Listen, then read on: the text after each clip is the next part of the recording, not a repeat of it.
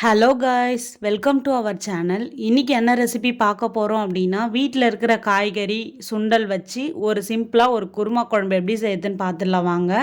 2 முருங்கைக்காய் கட் பண்ணி வச்சுருக்கேன், கொஞ்சம் கொண்டக்கடலை ஊற வச்சு எடுத்து வச்சுருக்கேன், 2-3 பெரிய வெங்காயம் வெட்டி வச்சுருக்கேன், அதிலே கொஞ்சம் கருவேப்பிலை, 3 பெரிய தக்காளி, 2 ஸ்பூன் வந்து இஞ்சி பூண்டு பேஸ்ட்டு, பீன்ஸ் வந்து இந்த மாதிரி கட் பண்ணி வச்சுருக்கேன், ஒரே ஒரு கேரட் எடுத்திருக்கேன், தேங்காய் வந்து அரை முடி இந்த மாதிரி கட் பண்ணி வச்சுருக்கேன், ஸ்பைசஸ் எடுத்திருக்கேன், சோம்பு, பட்டை, கிராம்பு, பிரிஞ்சி இலை, அவ்வளோதான்.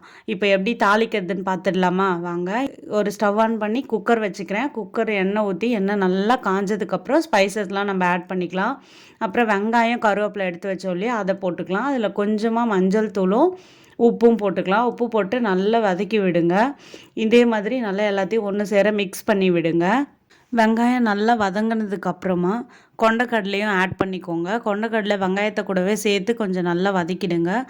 அது ஒரு நல்லா மிக்ஸ் ஆனதுக்கப்புறமா நம்ம இஞ்சி பூண்டு பேஸ்ட் வந்து ஆட் பண்ணிக்கலாம்.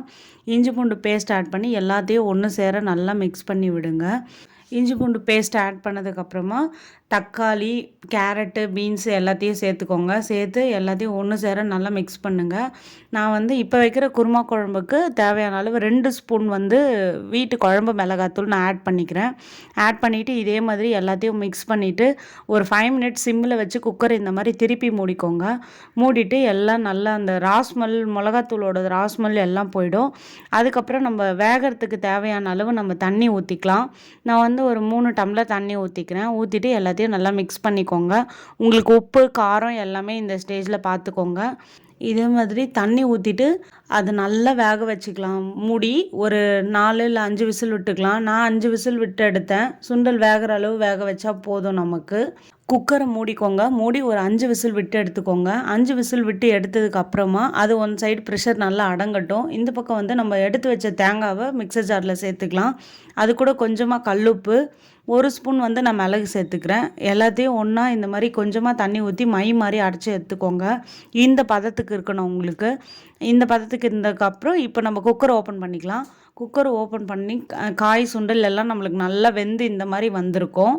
இதே மாதிரி எல்லாம் நல்லா வெந்து நம்மளுக்கு அந்த மிளகாத்தூள் ஸ்மெல் எல்லாம் போயிருக்கும். இப்போ நம்ம முருங்கைக்காய் எடுத்து வச்சோம் இல்லையா, அதை இந்த ஸ்டேஜில் ஆட் பண்ணிக்கலாம்.